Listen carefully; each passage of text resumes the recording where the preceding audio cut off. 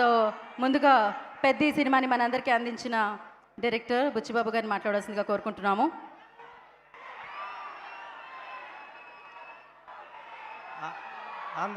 అందరికీ నమస్కారం అండి. Thank you so much. Thank you మాట్లాడేస్తా ఫాస్ట్గా. చిరు సార్ అన్నారు కదా. థ్యాంక్ యూ అండి అందరికీ నమస్కారం. ఇంక మాట్లాడినామండి, ఫాస్ట్గా మాట్లాడేస్తాను, ఫాస్ట్ మాట్లాడతా. థ్యాంక్ యూ చాలా సార్. ఏమండి నాకు Chiru sir thank you so much sir. నేను ప్లీజ్ మాట్లాడతాను, ఒక్క నిమిషం ఉండండి. ఒక్క నిమిషం కన్నా ఎక్కువ మాట్లాడండి, ఒక్క నిమిషమే. Thank you sir.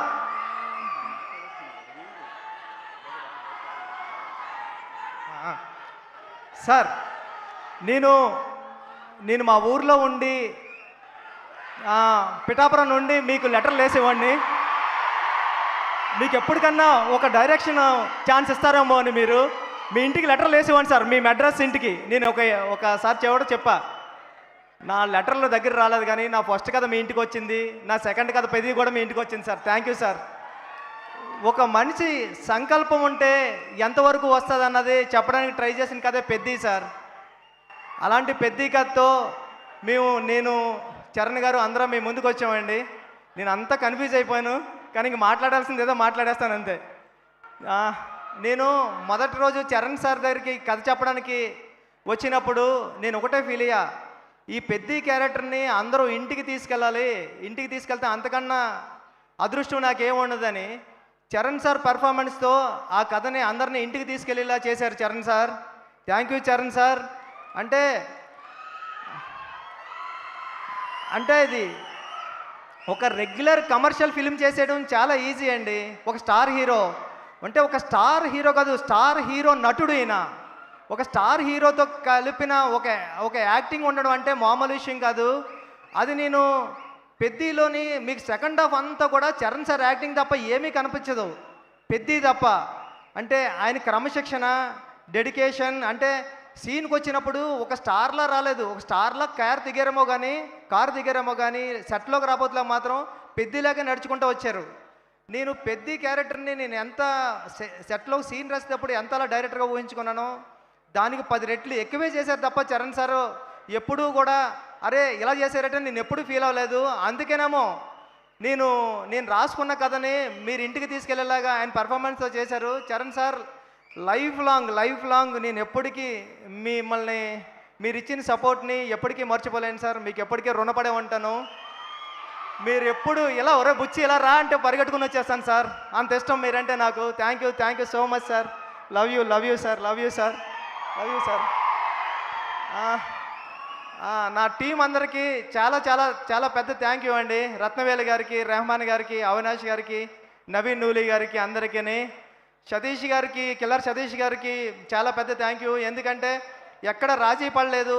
నేను కొత్త డైరెక్టర్నైనా నేను చేస్తూ ఉంటా కూడా ఎప్పుడు వెనకం చేయలేదు, ప్రతిరోజు సెట్కి కూర్చున్నారు. ఇలాంటి సతీష్ సార్ లాంటి ప్రొడ్యూసర్ దొరకడం నాకు అదృష్టం. నేను లైఫ్లో ఎప్పటికీ మీ రుణం మర్చిపోలేను సార్ సతీష్ సార్. ఇంకా మా గురువు గారు సుకుమార్ గారు, థ్యాంక్ యూ సుక్కు సార్. నేను ఎప్పుడూ ఒక మాట చెప్తా, సుక్కు సార్ మీరు లేకపోతే నేను లేనని.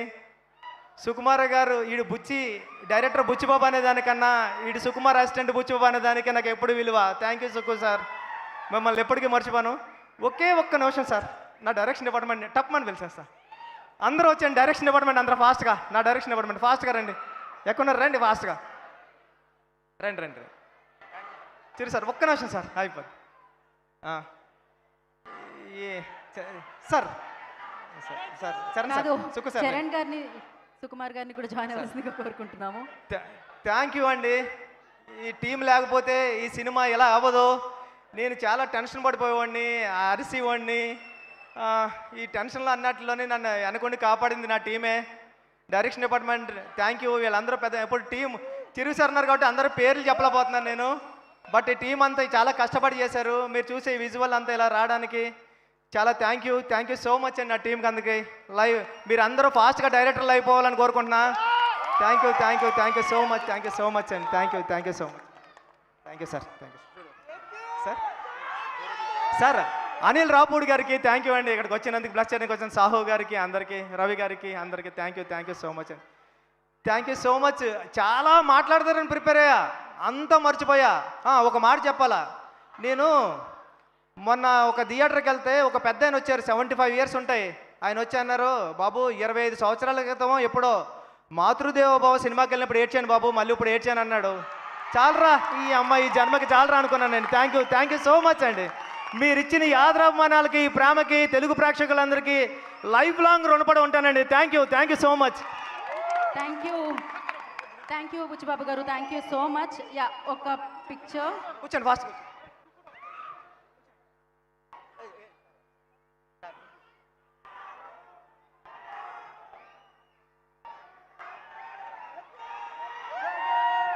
Thank you